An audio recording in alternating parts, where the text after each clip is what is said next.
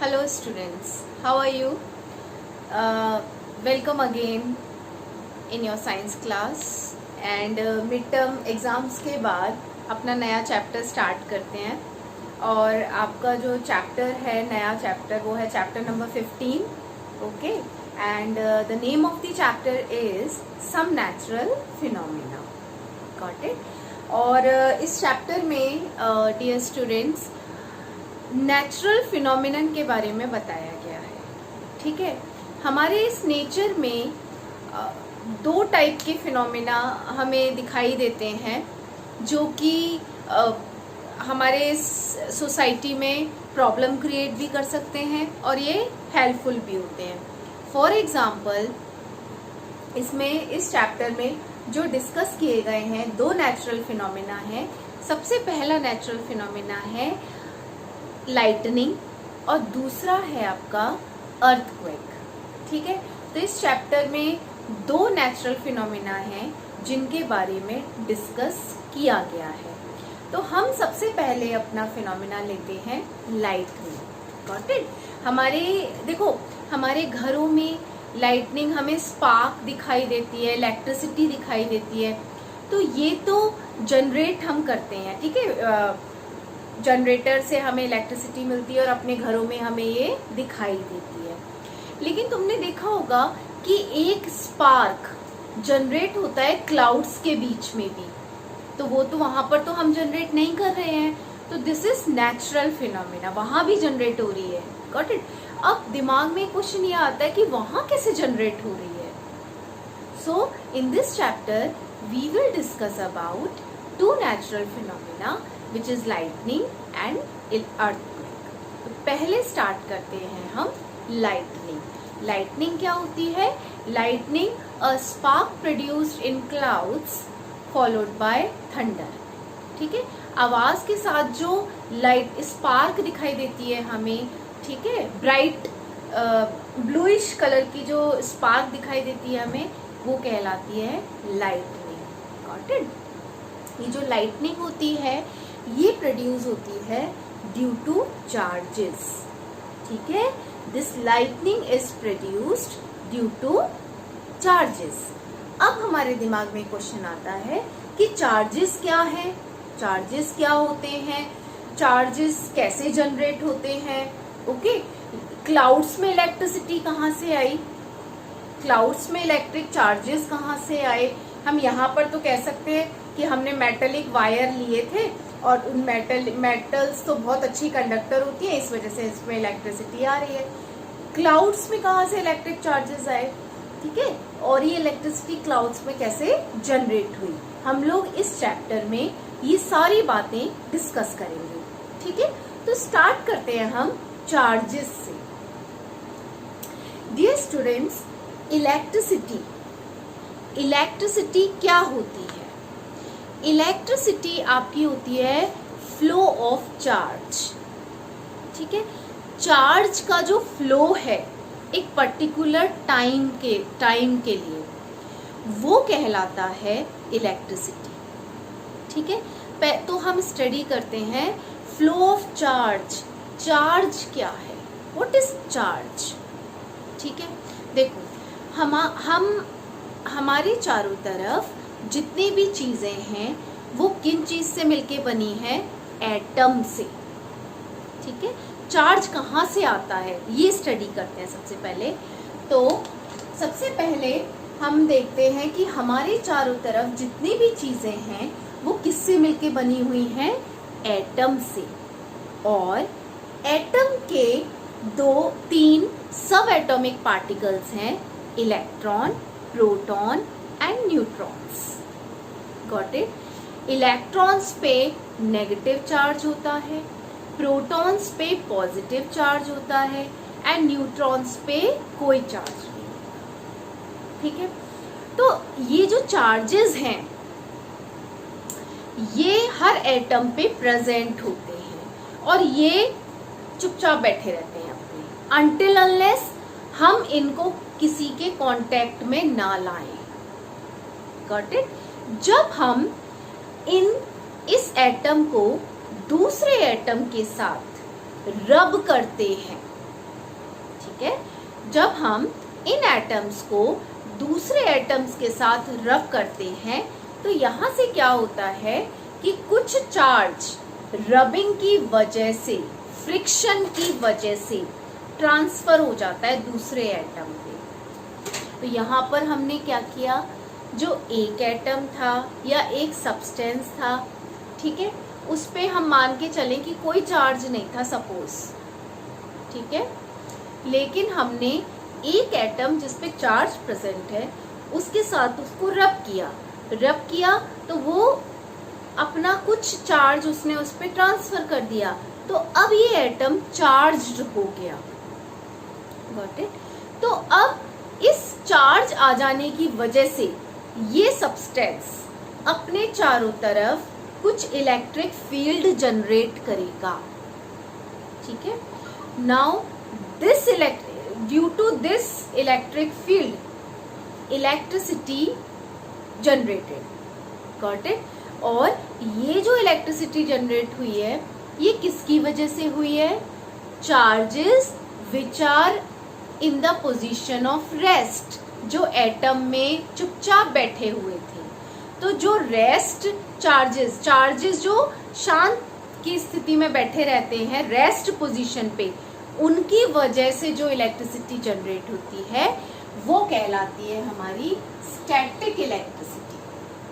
तो इसका मतलब हम ये कह सकते हैं कि चार्जेस भी दो टाइप के होते हैं, static charges and moving charges, ठीक है। और इन चार्जेस की वजह से इलेक्ट्रिसिटी जनरेट होती है। तो हमने अभी क्या पढ़ा, हमने अभी तक ये पढ़ा कि जो चार्ज है, जो चार्जिंग का कॉन्सेप्ट है, कैसे मटेरियल्स को चार्ज किया जाता है, कैसे मटेरियल्स में चार्ज ट्रांसफॉर्म किया जाता है। तो उसके लिए क्या होते हैं, बहुत सारे प्रोसेस होते हैं। पहला प्रोसेस होता है आपका कंडक्शन, फ्रिक्शन एंड इंडक्शन। इन सभी प्रोसेस के द्वारा मटेरियल्स को हम चार्ज कर सकते हैं, और जब हमने मटेरियल्स को चार्ज कर दिया तो वो इलेक्ट्रिसिटी जनरेट करने लग जाते हैं। और हमने क्या सीखा, हर एटम पे चार्ज प्रेजेंट होता है, गॉट इट। तो जो स्टैटिक चार्जेस की वजह से इलेक्ट्रिसिटी जनरेट होती है वो कहलाती है आपकी स्टैटिक इलेक्ट्रिसिटी। और जो electricity due to flow of charge, मतलब कि अगर किसी मीडियम के थ्रू इलेक्ट्रिसिटी जनरेट हो रही है, देखो स्टैटिक इलेक्ट्रिसिटी में क्या हुआ, दो एटम्स को आपस में मैंने रब किया, चार्ज ट्रांसफर हो गया, ये मटेरियल चार्ज हो गया, खत्म, कोई इलेक्ट्रिसिटी नहीं है। अब थोड़ी देर के लिए हुई जनरेट, बस खत्म, ठीक है।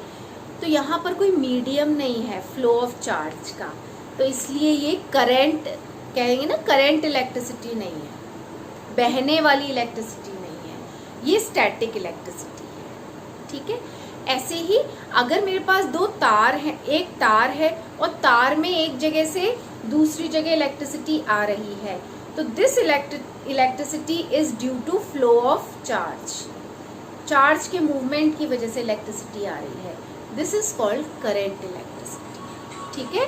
करंट इलेक्ट्रिसिटी को एक मीडियम की जरूरत होती है, और स्टैटिक इलेक्ट्रिसिटी में कोई मीडियम की जरूरत नहीं होती, बस वो रगड़ने की वजह से ट्रांसफर हो जाते हैं, खत्म।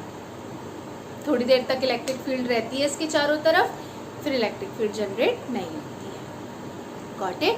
तो हमने क्या सीखा कि हम सम नेचुरल फिनोमिना में सबसे पहला फिनोमिना है हमारा लाइटनिंग, और लाइटनिंग क्लाउड्स में जनरेट होती है ड्यू टू चार्जेस।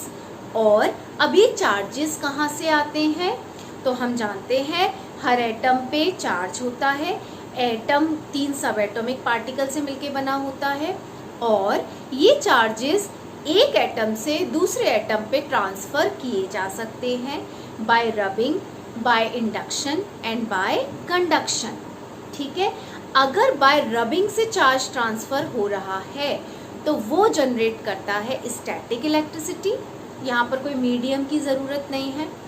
लेकिन अगर चार्जिंग का प्रोसेस फ्लो ऑफ चार्ज की वजह से हो रहा है, चार्जेस मूव कर रहे हैं एक मीडियम के through, then this type of electricity is called current electricity, और ये फ्लो होती रहती है। यहाँ तक समझ में आया? अब हम आगे चलते हैं कि ये चार्जेस की डिस्कवरी कैसे हुई, कैसे पहचाना गया कि अगर मैंने दो एटम्स को रब किया है तो इस पे पॉजिटिव चार्ज आया है और इस पे नेगेटिव चार्ज आया है, कैसे जान पाए हम? ठीक है, ये स्टडी करना है।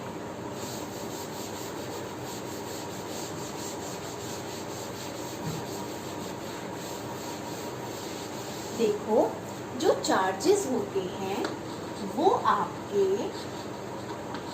2 टाइप्स के होते हैं, गॉट इट? एक पॉजिटिव चार्ज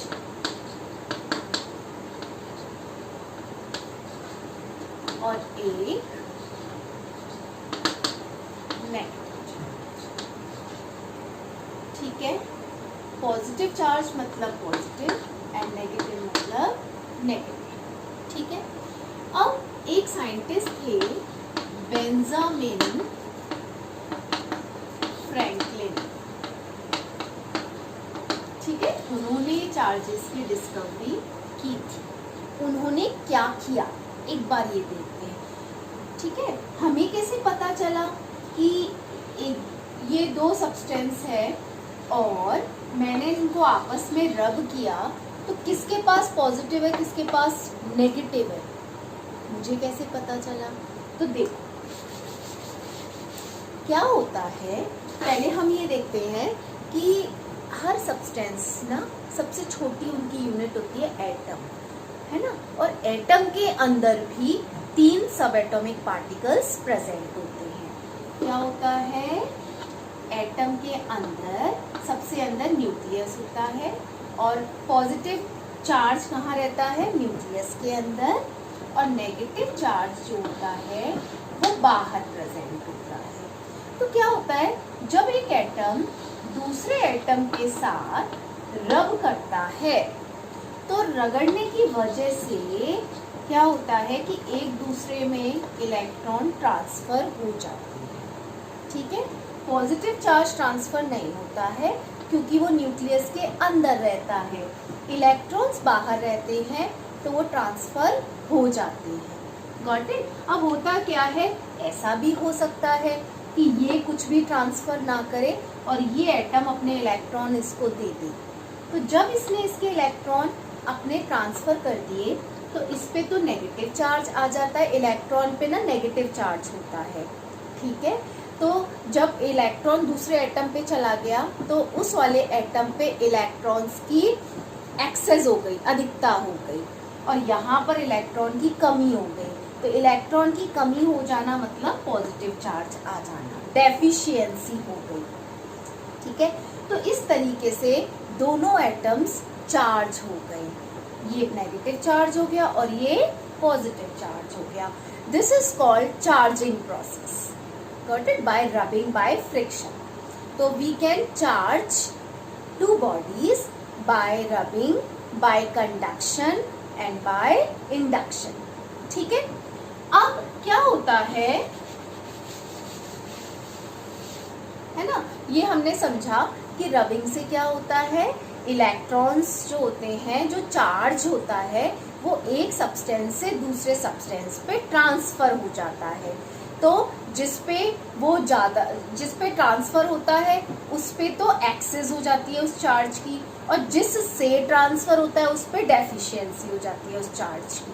ठीक है, फॉर एग्जाम्पल देखो कैसे, अगर मैं अपने हेयर से कॉम को रब करती हूँ, ठीक है, ऐसे करके, और पेपर के पीसेस पड़े हुए हैं और मैं उनको उसके पास लाती हूँ तो मैं देखती हूँ पेपर के पीसेस अट्रैक्ट हो गए। इसका क्या मतलब हुआ कि ये जो कॉम था जिसको मैंने रब किया वो चार्ज्ड हो गया। ठीक है, और ये जो चार्ज होते हैं ये एक प्रोसेस को फॉलो करते हैं। अगर सेम चार्ज होते हैं, सपोज पॉजिटिव, तो ये आपस में दूर जाते हैं, दे go away. Got it? And this process is called repulsion. और अगर अपोजिट चार्ज होते हैं तो ये पास पास आते हैं, they come closer. This is called attraction. ठीक है, तो क्या होता है, चार्जिंग की वजह से एक दूसरे पे कुछ चार्ज आ जाता है और इस चार्ज आ जाने की वजह से अट्रैक्शन एंड रिपल्शन होता है. अगर सेम चार्जेस होते हैं, लाइक चार्जेस होते हैं तो रिपल्शन होता है, एंड अपोजिट चार्जेस होते हैं तो अट्रैक्शन होता है. Got it? अब बेंजामिन फ्रैंकलिन ने क्या किया, हमें नहीं पता चला कि अभी तो हमने चैप्टर हम तुम्हें पढ़ाने तो पता है कि अट्रैक्शन हो रहा है, रिपल्शन हो रहा है, लेकिन उस टाइम बेंजामिन फ्रैंकलिन के टाइम में ना उनको कैसे पता चला कि ये सब्सटेंस पॉजिटिव चार्ज हो गया, ये सब्सटेंस नेगेटिव चार्ज हो गया. तो अब कैसे पता चलेगा? देखो, अगर मैं तुमसे कहूँ कि मेरे को सपोज मैं तुमसे कहूँ इसका वाइट कलर है, क्यों है इसका वाइट कलर, तो तुम किसी ना नॉन चीज को लाओगे जिसको सब वाइट कलर कहते हैं, उससे कहोगे कि मैम देखो इस कलर से इस चौक का कलर मैच कर रहा है इसलिए इसका कलर वाइट है. तो ऐसी बेंजामिन फ्रैंकलिन ने क्या किया, ये कंफर्म करने के लिए कि पॉजिटिव चार्ज आया है कि नेगेटिव चार्ज आया है, चार्जेस का नाम कैसे रखा, उन्होंने क्या किया, उन्होंने ये ग्लास रॉड ली. ठीक है, ग्लास रॉड को सिल्क से रब किया. ठीक है, तो उन्होंने इसको स्टैंडर्ड माना ग्लास रॉड को. उन्होंने कहा कि जब ग्लास रॉड को किसी से भी रब करते हैं हम तो क्या होता है, इस पे पॉजिटिव चार्ज आता है. तो ग्लास रॉड वो मान के चले कि glass rod contains positive charge standard के लिए. ठीक है, उन्होंने ग्लास रॉड को स्टैंडर्ड मान लिया कि ग्लास रॉड कैसा होता है, पॉजिटिव चार्ज होता है. और दूसरा एक रॉड होती है जिसको हम कहते हैं एबोनाइट रॉड. ठीक है, उन्होंने कहा इस पे हमेशा रबिंग से नेगेटिव चार्ज होता है. ठीक है, तो उन्होंने दो रेफरेंस मटेरियल ले लिए, दो स्टैंडर्ड मटेरियल ले लिए. जैसे हम शॉपकीपर पे जाते हैं तो हम कहते हैं 1 किलो चीज चाहिए, तो वो 1 किलो का वेट रखता है और उस वेट के अकॉर्डिंग अपनी चीज को नापता है, कहता है कि ये इसकी बराबर है इसलिए ये चीज 1 किलो है, तो स्टैंडर्ड वेट कहलाएंगे. तो ऐसे ही बेंजामिन फ्रैंकलिन ने चार्जेस को क्या किया, ग्लास रॉड को कहा पॉजिटिव एंड एबोनाइट रॉड को कहा नेगेटिव. तो उन्होंने क्या किया कि किसी सब्सटेंस को ना वो सपोज इधर एक सिल्क थ्रेड से इन्होंने ना एक ग्लास रॉड को लटका दिया है. ठीक है, जिसपे पॉजिटिव चार्ज. Got it? और वो किसी भी प्लास्टिक है, जैसे प्लास्टिक की रॉड है, उसको ना किसी से रब करके लेके आए. तो याद रखना, रबिंग कर रहे हैं हम तो रबिंग से इलेक्ट्रॉन दूसरे चीज पे ट्रांसफर हो जाते हैं. इलेक्ट्रॉन बाहर रहते हैं तो इलेक्ट्रॉन चले जाते हैं, तो उस पे कैसा चार्ज आ जाता है, पॉजिटिव. तो इलेक्ट्रॉन्स की तो उस पे कमी हो गई है ना, इलेक्ट्रॉन्स की कमी हो गई लेकिन पॉजिटिव चार्ज उस पे ज्यादा हो गया. क्यों? देखो, हमेशा याद रखना कि एक एटम जो होता है ना उस पे जितने पॉजिटिव होते हैं उतने ही नेगेटिव चार्ज होते हैं. एक एटम इलेक्ट्रिकली न्यूट्रल होता है. तो सपोज करो मैंने उसमें से इलेक्ट्रॉन निकाल दिए रबिंग के द्वारा, तो उसमें पॉजिटिव चार्ज ही तो बचा. ठीक है, तो रबिंग से जनरली ऐसा कहा जाता है कि इलेक्ट्रॉन्स क्योंकि लास्ट में घूमते रहते हैं तो रबिंग से इलेक्ट्रॉन दूसरे पे ट्रांसफर हो जाते हैं और इलेक्ट्रॉन पे नेगेटिव चार्ज होता है. तो डेफिशिएंस उस पे, उस एटम पे इलेक्ट्रॉन्स की तो कमी हो गई और पॉजिटिव चार्ज उस पे ज्यादा हो गई. ठीक है, तो देखो उन्होंने क्या किया, एक प्लास्टिक रॉड को वो रब करके लेके आए तो उसमें पॉजिटिव चार्ज था और यहाँ लेके आए तो उन्होंने देखा कि वो दूर जा रहे थे. दिस मीन्स इस पे कैसा चार्ज आया है, पॉजिटिव. तो उन्होंने ग्लास रॉड से कंपेयर किया कि अगर ग्लास रॉड से वो दूर जा रही है तो इस पे पॉजिटिव चार्ज आया है, और अगर ग्लास रॉड से कोई मटेरियल पास आ रहा है तो उस पे नेगेटिव चार्ज आ रहा है. क्योंकि हम जानते हैं लाइक चार्जेस तो रिपेल करते हैं और अनलाइक चार्जेस अट्रैक्ट करते हैं. ठीक है, और एक चीज हमेशा याद रखना कि हमें कैसे पता चले कि मटेरियल के अंदर चार्ज पहुंच गया है. मटेरियल चार्ज हो गया रबिंग के द्वारा, हमें कैसे पता चले? तो हमेशा याद रखना कि जो अट्रैक्शन एंड रिपल्शन जो दो प्रोसेस होते हैं, उसमें जो रिपल्शन होता है वो श्योरेस्ट टेस्ट होता है चार्जिंग का। क्योंकि देखो क्या होता है कि एक अनचार्ज है और एक चार्ज बॉडी है, इनके बीच भी अट्रैक्शन हो सकता है, ठीक है, इनके बीच भी अट्रैक्शन हो सकता है, इसको कहते हैं हम इलेक्ट्रोस्टैटिक फोर्स ऑफ अट्रैक्शन, ठीक है। तो इनके बीच भी, क्योंकि मैटर में जितनी भी चीजें हैं ना आपस में वो थोड़ा बहुत अट्रैक्ट कर रही हैं एक दूसरे को, है ना, और एक दूसरे को ये जो अट्रैक्ट कर रही हैं, इस फोर्स को हम कहते हैं, जिस फोर्स के द्वारा वो बंधी हुई हैं आपस में, वो कहलाता है इलेक्ट्रोस्टैटिक फोर्स, ठीक है। तो चार्ज एंड अनचार्ज के बीच में अट्रैक्शन हो सकता है, तो इसका मतलब रबिंग तो हमने करी नहीं, लेकिन अट्रैक्शन तो हो रहा है। लेकिन रिपल्शन कब होगा? जब दोनों में चार्ज प्रेजेंट होगा, और चार्ज कब आएगा? रबिंग के। Got it? तो रिपल्शन श्योर टेस्ट है चार्जिंग का। अगर दो बॉडी में रिपल्शन हो रहा है, दिस मीन्स इन दोनों में चार्ज प्रेजेंट है। तो अगर हमसे कोई पूछे कि तुम कैसे जानोगे कि आपको चार्जिंग, इन दोनों बॉडीज में चार्ज प्रेजेंट है, तो repulsion is the surest test of electrification. Electrification का मतलब दोनों में चार्ज प्रेजेंट है, इलेक्ट्रीफाइड हो गई है, इलेक्ट्रिक चार्जेस आ गए हैं उनमें, ठीक है। सो बेंजामिन फ्रैंकलिन ने इस हिसाब से दोनों चार्जेस की डिस्कवरी की, एक को पॉजिटिव और एक को नेगेटिव। और इससे हम इस कंक्लूजन पे पहुंचे कि जो लाइक चार्जेस होते हैं they attract to each other, and like charges repel to each other, and unlike charges attract to each other, ठीक है। और अभी तक हमने क्या पढ़ा कि ये जो इलेक्ट्रिसिटी है ये चार्जेस की वजह से जनरेट होती है, और ये जो चार्जेस होते हैं ये दो टाइप के होते हैं, पॉजिटिव एंड नेगेटिव, और दो बॉडीज में चार्ज प्रोड्यूस किए जा सकते हैं bye rubbing, by induction and bye conduction. और हम कैसे जाने कि दोनों बॉडीज में चार्ज आ गया है? By repulsion. Got it? और ये जो इलेक्ट्रिसिटी होती है, इलेक्ट्रिसिटी दो टाइप की होती है। ये जो चार्जेस जो रेस्ट की पोजीशन में होते हैं, जो रबिंग से बस ट्रांसफर हो रहे हैं, this type of charges are called static charges, and this type of electricity is called static electricity, okay. And जब एक मीडियम है हमारे पास और चार्जेस लगातार फ्लो हो रहे हैं, this type of electricity is called current electricity, flow electricity, okay. So, due to electric charges, electricity is generated.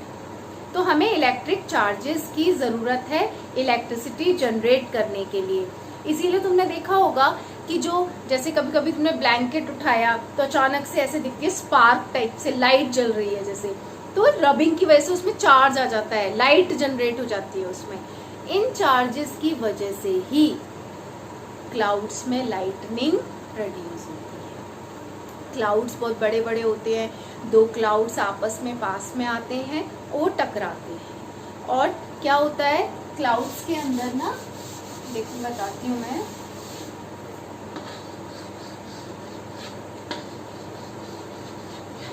Clouds में क्या होता है, वाटर होता है, ठीक है, वाटर होता है, सैंड होता है ना, वेपर भी होती है ना, और छोटे छोटे डस्ट पार्टिकल्स भी होते हैं। क्लाउड तभी बनते हैं डस्ट पार्टिकल्स। तो क्लाउड्स में क्या होता है, क्लाउड्स में सैंड होता है, वेपर होती है, डस्ट पार्टिकल्स होते हैं। तो जब हवा चल रही है, ठीक है, तो दो, और क्लाउड्स में पता है चार्जेस का अरेंजमेंट कैसे होता है, इन पानी और इनकी वजह से ना चार्जेस जनरेट हो जाते हैं, क्योंकि ना ये आयन से मिलके बने होते हैं, पॉजिटिव एंड नेगेटिव, तो चार्जेस आ जाते हैं। What is charges? Positive and negative, ठीक है।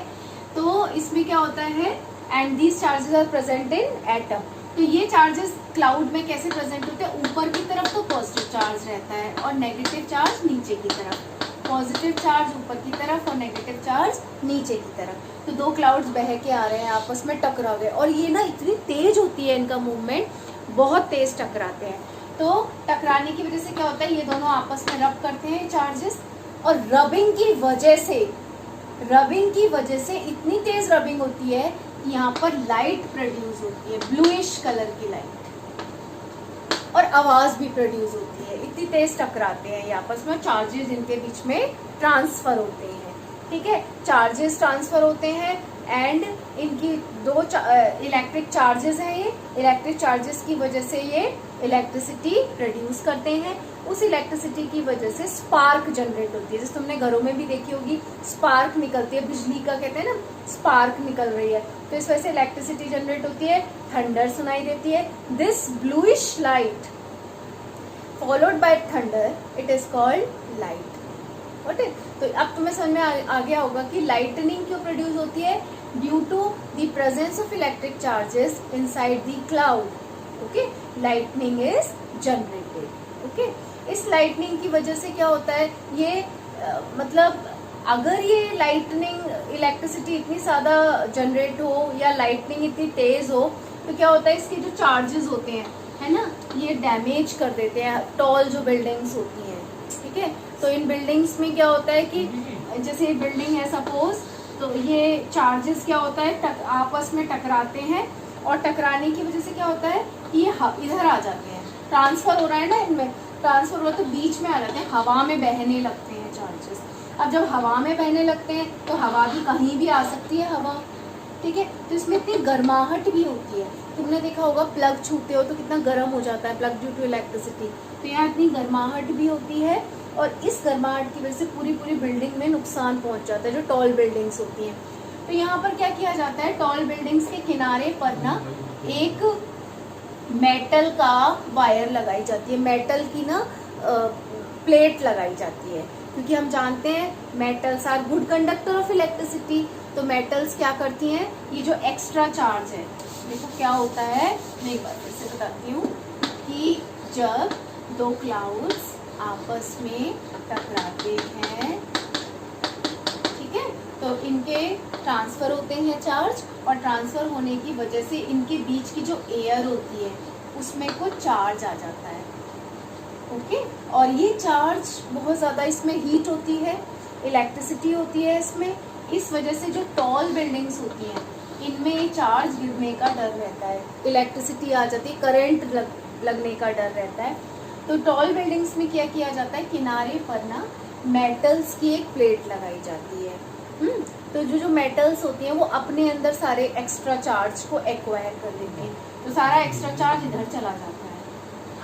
ठीक है, इस मेटलिक वायर में या प्लेट में, और ये जमीन में कर देती है।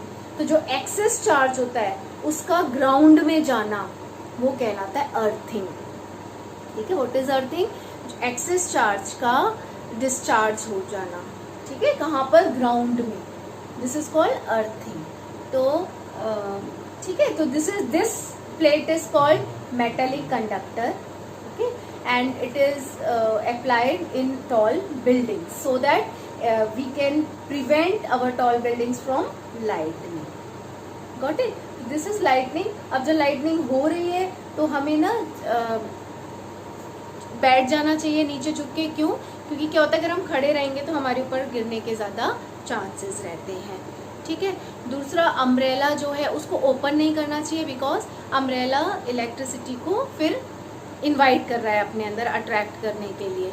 और हमें घरों में बंद रहना चाहिए, बाहर नहीं जाना चाहिए जब लाइटनिंग हो रही हो। ठीक है, अगर हम बाहर हैं, कार में हैं, तो कार के शीशे बंद होने चाहिए। Got it? तो these are the precautions we should take while lightning. Got it?